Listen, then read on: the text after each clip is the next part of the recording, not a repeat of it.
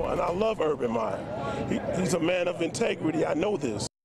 Buckeye fans come out by the hundreds to support head coach Urban Meyer, but the reaction to that rally has been mixed. Good evening, everyone. I'm Colleen Marshall. I'm Mark Taylor. Meyer's, of course, on paid leave as the university investigates what he knew about 2015 domestic abuse allegations against a former assistant coach. And tonight we have team coverage. JEROD Smalley has a look at the national reaction to today's rally. But we're going to begin with Dan Perlman, who's live with what Meyer's supporters are saying tonight, including the father of a prominent former Buckeye. Dan?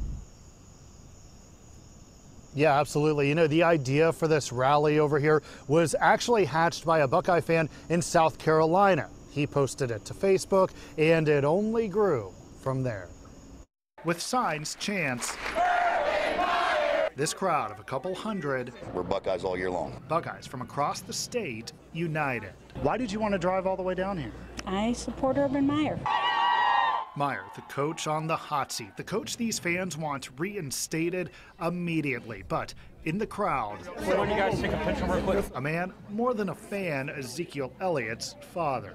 Urban Meyer is the best thing, one of the best things that could ever happen for this university, and definitely for our family. STACY Elliott tells me he was devastated to hear of Meyer being placed on leave, and he spoke about the coach's words at Big Ten Media Days. If you knew Urban Meyer, if you know Urban Meyer, he has narrow vision. He never went to that press conference expecting to deal with something that happened 3 years ago. Do you believe he'll be reinstated? I believe he'll be reinstated, because if he's not reinstated, that's a big mistake they've made. So for now, Elliott and this crowd waits for the investigation to finish. I hope, technically, they free Urban. With kickoff here at the Shoe in less than a month. And I did ask STACY Elliott if he has discussed this situation with his son, obviously in training camp with the Dallas Cowboys. He said several times he has not. Local for you in Columbus, Dan Perlman, NBC4. All right, Dan, thank you.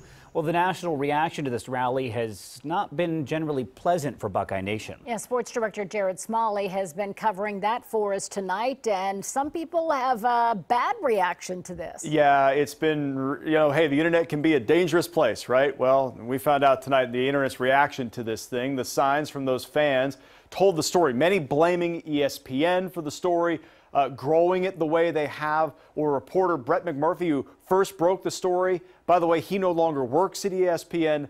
The general reaction on social media, well, let's just look at it. The folks at Deadspin used this headline: "Brainworms drive hundreds of unfortunate Buckeye fans to gather for Urban Meyer rally."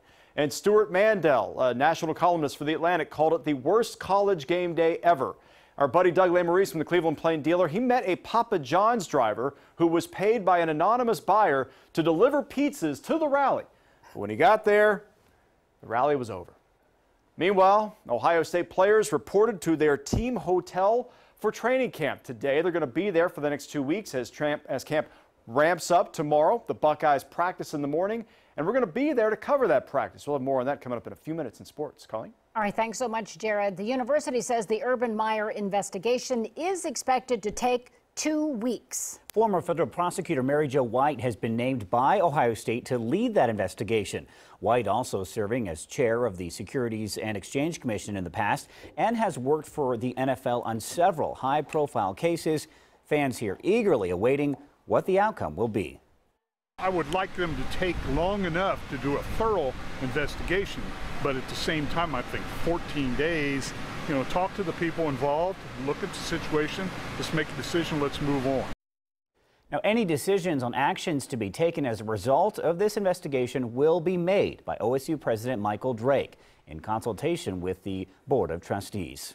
And you can stay with NBC4 on this developing story. Everything we learn about the investigation we'll bring to you here on the air and, of course, on our website, NBC4i.com.